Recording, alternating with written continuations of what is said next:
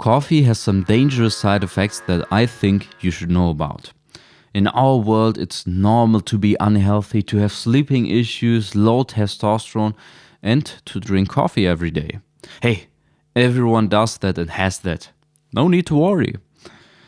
Now, according to my research, 73% of Americans drink coffee every single day, and some of them 2 or 3 cups. And that has really shocked me a bit.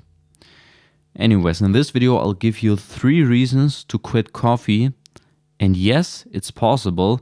Believe me, I like the taste too, but the downsides are not worth it. The first reason is the absolute most important one. Your awareness of your own health. Now that may seem a bit abstract. So what do I really mean by that? Caffeine, as we all know, has a stimulating effect. Didn't sleep very well, drink a cup of coffee. Feeling tired, drink a cup of coffee. No energy in your workout, drink a cup of coffee. So coffee, and caffeine specifically, pushes your body. And it actually doesn't give you a single bit of energy.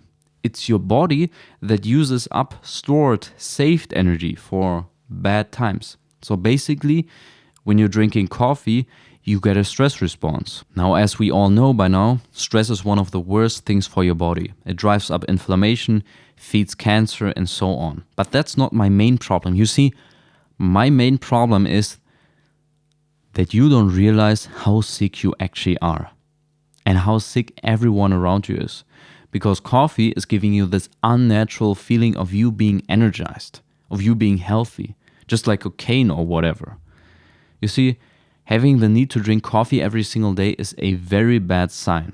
And honestly, if there's someone that you're watching health related on whatever platform and he's drinking coffee, then go unfollow him right now because he clearly has zero idea what he's talking about. Now, you may have trouble believing me this because you've never experienced it.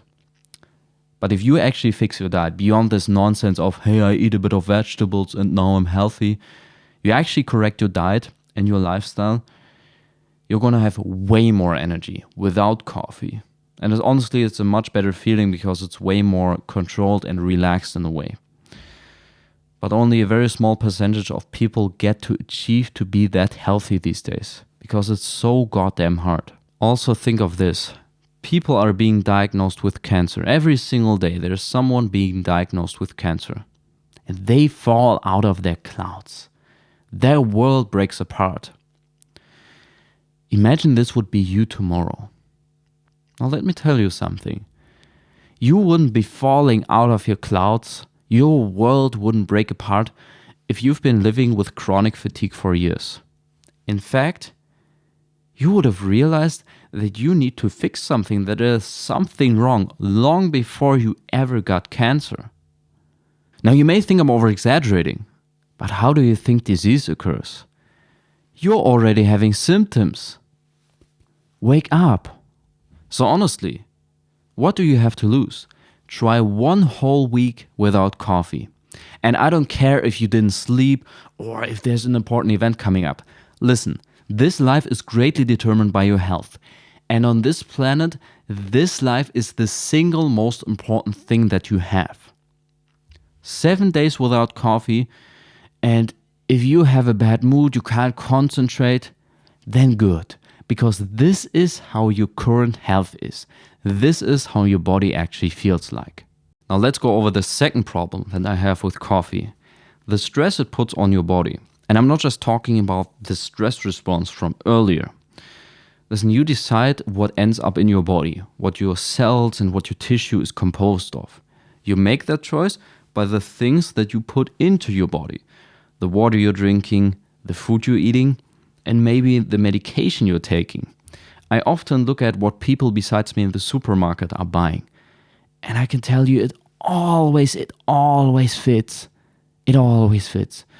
I would just sometimes like to go to them and tell them, not this nonsense, not this nonsense. It's literally making you fat. When you eat something or drink coffee, then you do not only absorb the coffee, but also the environment that the coffee has been grown in, the way that it ends up in the packaging in your store, the processing. Do you have any idea how many pesticides and other crap is on most conventional coffee? How these companies can harvest these large amounts of coffee and still sell them for such a low price.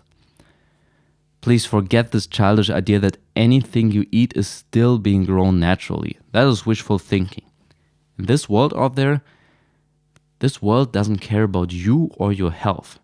Also, what about the water? Tap water? Really? You see, a lot of our environment is toxic, yeah. But you make the decision whether you take them or not. Hey, just save a bit of money on your pesticide coffee and invest it into real food that gives you real energy. How about that, eh?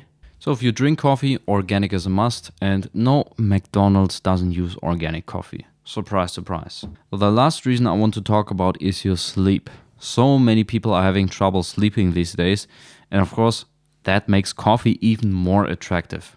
Because a lack of sleep results in low energy, and coffee fixes low energy.